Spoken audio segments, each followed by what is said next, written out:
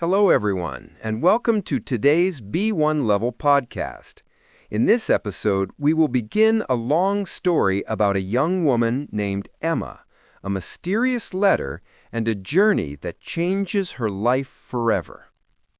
Emma was 24 years old and worked as a librarian in a small town.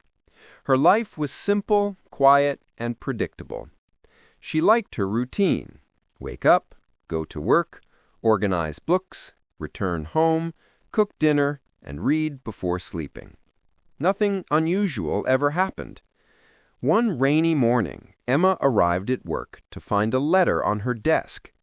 There was no name on the envelope, and the handwriting was unfamiliar. Curious, she opened it carefully.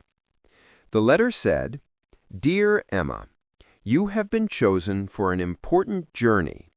This journey will take you to places you have never imagined and will teach you about courage, friendship, and the power of decisions. Your first clue is waiting at the old lighthouse on the coast. Go there at sunset. Trust the signs. You will know what to do." Emma felt a mixture of fear and excitement. She had never done anything like this before.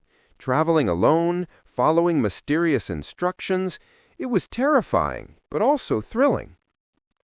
That evening, she packed a small bag with essentials: a notebook, a flashlight, water, and some snacks. She left her apartment early, trying to reach the lighthouse before the sun began to set. The journey to the coast was longer than she expected. The rain had made the road slippery, and the wind made it difficult to walk. Emma felt nervous, but reminded herself of the letter's words: "Trust the signs." When she finally reached the lighthouse, the sky was painted with colors of orange, pink, and purple. She looked around carefully. The lighthouse was old, with peeling white paint and a heavy wooden door.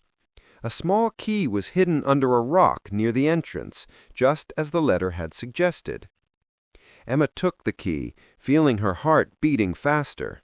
She opened the door and climbed the spiral staircase to the top of the lighthouse. From there, she could see the sea stretching endlessly in front of her and the town behind her. It was beautiful, but she also felt small, as if she were standing on the edge of something unknown. At the top, she found a small box. Inside the box was another letter and a small, intricately carved compass. The letter said, "Follow the compass. It will guide you to the next step.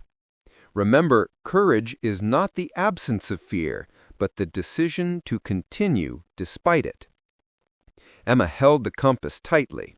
She realized that her life was about to change. She had no idea what awaited her, but she knew she had to take the first step.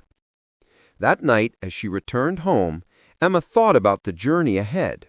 She understood that this was not just a physical journey, but a journey of self-discovery.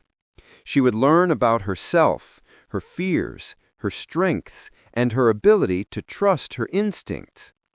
Before sleeping, she wrote in her journal, "Today was the first step of something I cannot yet understand.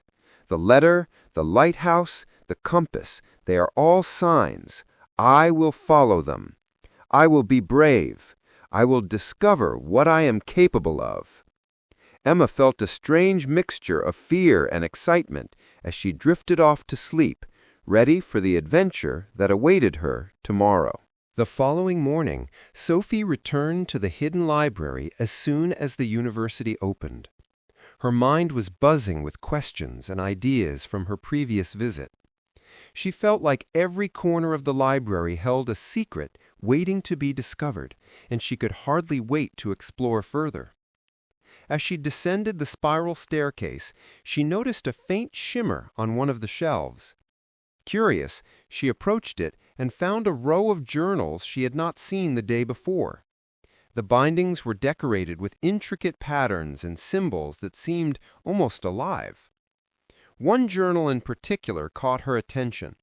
It had a golden lock and no visible title. Sophie carefully examined it and realized that the lock had a hidden mechanism, a small lever disguised as part of the pattern. After a few attempts, she opened it and discovered a series of letters and sketches. They were instructions for building a device that could record and visualize thoughts. Sophie was astonished. She had never seen anything like this before. The inventor, a scholar from centuries ago, had theorized about capturing human consciousness, a concept far ahead of its time. Each page was filled with detailed diagrams, mathematical formulas, and philosophical notes about the nature of thought and memory. As she studied the manuscript, Sophie began to feel a strange connection with the scholar. It was as if she could hear their thoughts through the pages, feel their excitement, and understand their curiosity. She realized that knowledge was not just words on paper. It was the energy, creativity, and spirit of those who had created it.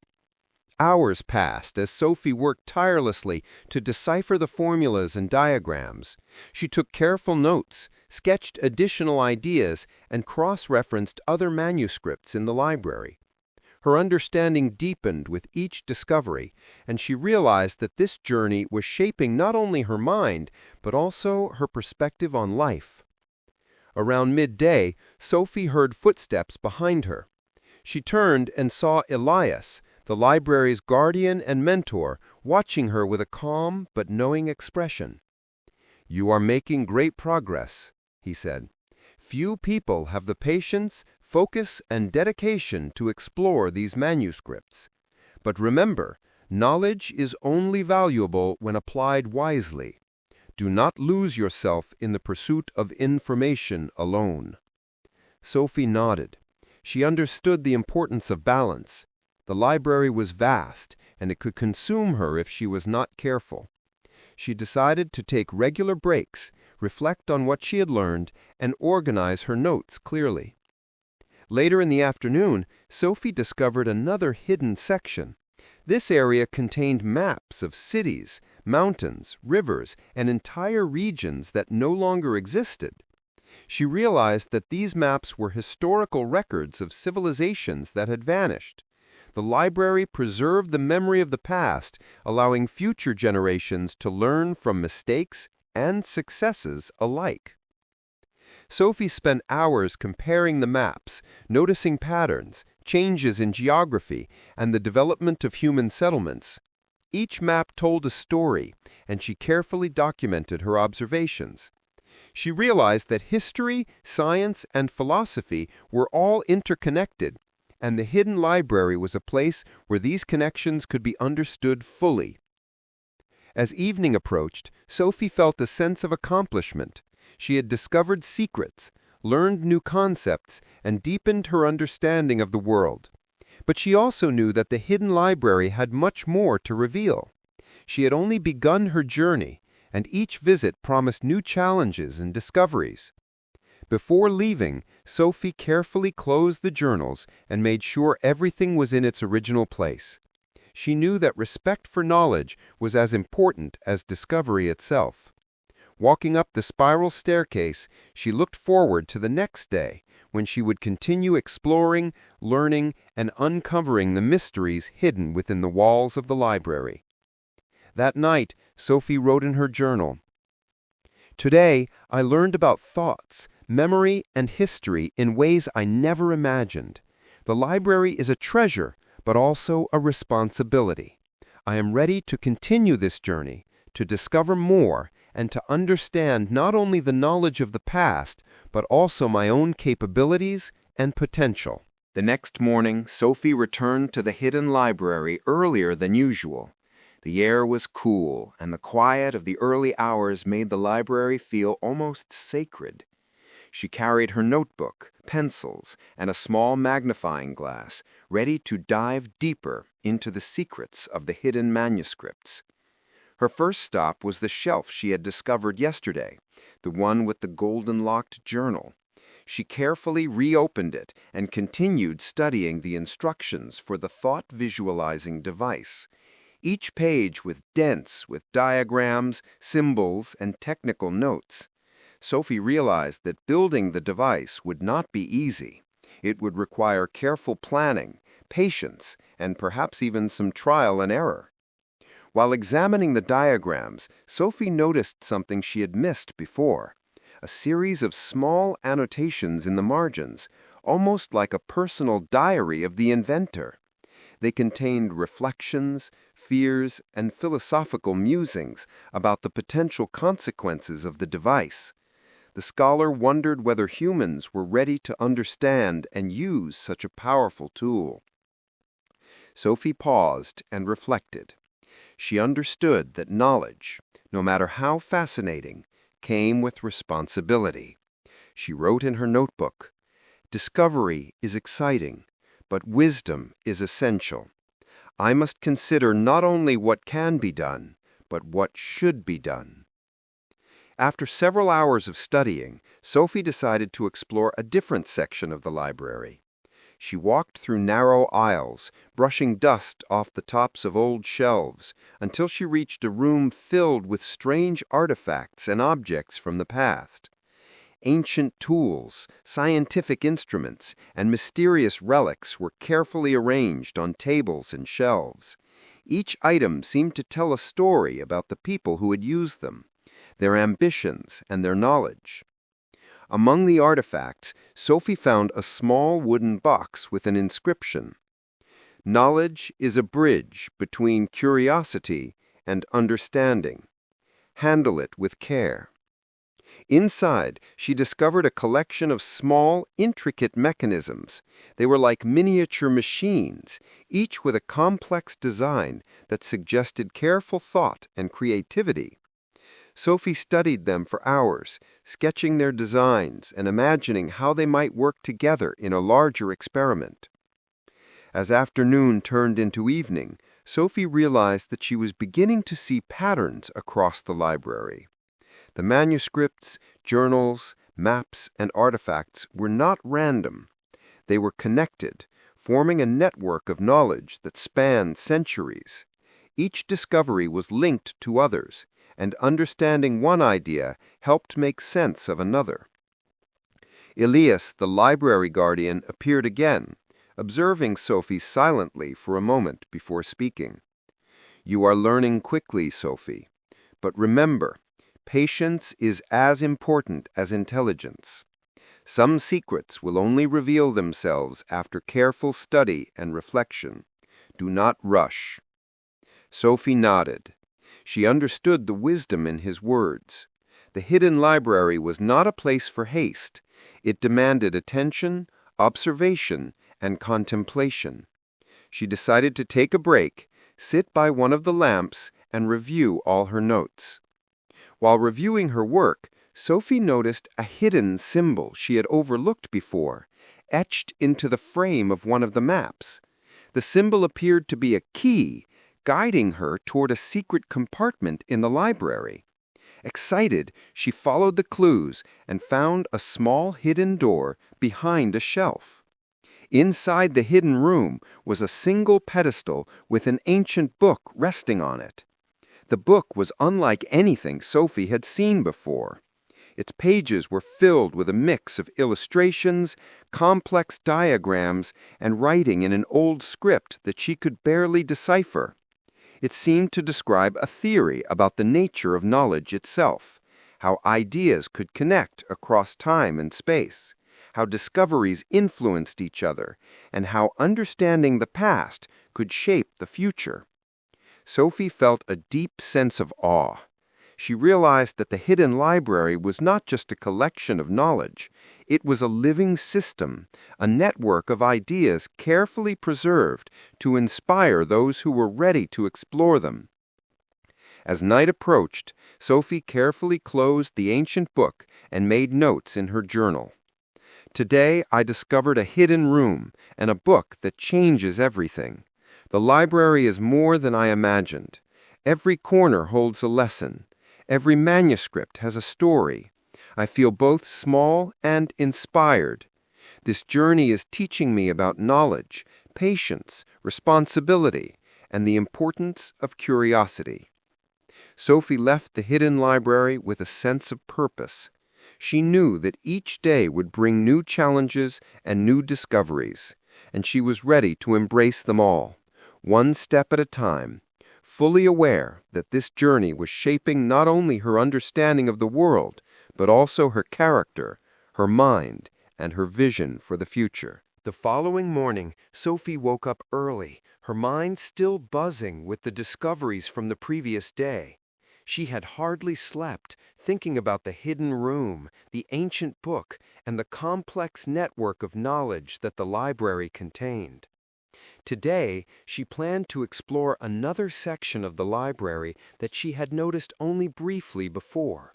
A corridor filled with tall, narrow shelves, each containing manuscripts on science, philosophy, and inventions. As she entered the corridor, Sophie felt a quiet excitement. The air was cooler here, and the smell of old parchment mixed with the faint scent of ink. The shelves were taller than she expected, requiring her to use a small ladder to reach the top. She moved carefully, aware that each manuscript could contain valuable insights. One manuscript in particular caught her eye. Its cover was worn, but the title was clearly legible: The Principles of Time and Memory. Sophie opened the book and was immediately drawn into a world of complex theories about how memory works, how humans perceive time, and how knowledge can be transmitted across generations. She spent hours reading, taking notes, and sketching diagrams. The theories were advanced, far beyond what she had studied in school, yet Sophie felt a strange clarity. The way the ideas were connected made sense, and she began to see patterns that linked science, philosophy, and human experience. Around midday, she heard footsteps echoing through the corridor. Elias appeared once again, observing her silently. "You are progressing well," he said. "But remember, understanding knowledge requires more than reading. You must apply it, reflect on it, and see its connection to the world around you." Sophie nodded, realizing the truth in his words. Knowledge was not just to be consumed, it was to be interpreted, tested, and applied thoughtfully. Later in the afternoon, Sophie discovered a collection of letters written by scholars who had studied in the hidden library hundreds of years ago. These letters contained personal reflections, failed experiments, and philosophical debates. Reading them, Sophie realized that the library had not only preserved knowledge, but also the very human process of inquiry, curiosity, mistakes, insights, and ethical dilemmas. One letter in particular stood out. It was from a scholar who had struggled with the moral implications of his inventions. He wrote, "Every discovery carries responsibility. Knowledge without wisdom can be dangerous. Do not let ambition blind you to the consequences of your actions." These words resonated deeply with Sophie. She understood that her journey was not just about collecting information. It was about learning how to think critically, ethically, and creatively. She wrote in her personal journal, "The library teaches more than knowledge. It teaches judgment, patience, and responsibility. Every choice matters. Every observation counts." As evening approached, Sophie found a small alcove she had not noticed before.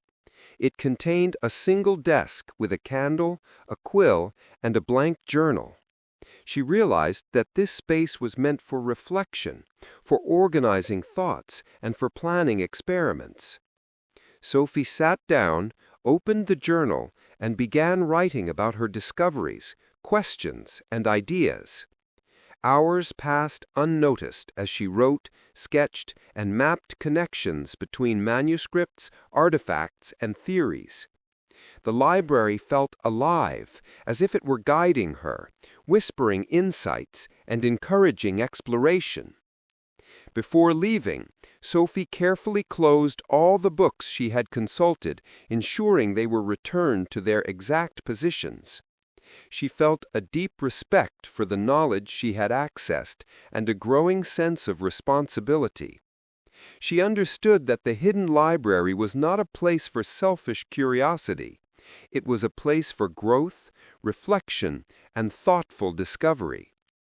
Walking up the spiral staircase, she looked back at the vast chamber below. She knew that tomorrow would bring new challenges, new manuscripts, and perhaps even new mysteries waiting to be discovered. She felt a mixture of anticipation, excitement, and quiet determination. That night, as Sophie wrote in her personal journal, "Today I learned that knowledge is not enough.